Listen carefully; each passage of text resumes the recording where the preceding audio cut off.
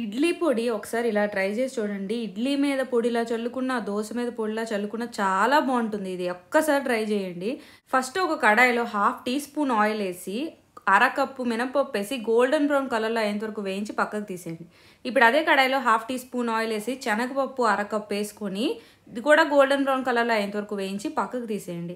ఇప్పుడు అదే కడాయిలో 1/4 కప్పు నువ్వులు వేసుకొని ఒక్క 2 నిమిషాలు వేయించి పక్కకు తీసేయండి. మళ్ళీ 1/2 టీ స్పూన్ ఆయిల్ వేసి 15 నుంచి 20 ఎండుమిర్చి వేసి క్రిస్పీగా అయ్యేంత వరకు వేయించి పక్కకు తీసేయండి. 1/4 కప్పు కొబ్బరి తురుము వేసుకొని కడాయిలో దాన్ని మాయిశ్చర్ అంతా పోయేంత వరకు డ్రై రోస్ట్ చేసి ఈ పొడులన్నీ చల్లారిన తర్వాత మిక్సీ జార్లో వేసుకొని నువ్వులు కలిపి వేసుకొని 1 టీ స్పూన్ ఇంగువ, 1 టీ స్పూన్ ఉప్పు వేసి దీన్ని పౌడర్లా చేసి దీన్ని ఎయిర్ టైట్ జార్లో వేసుకొని దీన్ని ఒక 2 నెలల పాటు స్టోర్ చేసుకోవచ్చు. దేని మీదకైనా పొడుల్లా వేసుకున్నా బాగుంటుంది. ఈవెన్ ఎగ్ దోశ మీద పొడిలా వేసుకున్నా చాలా బాగుంటుంది.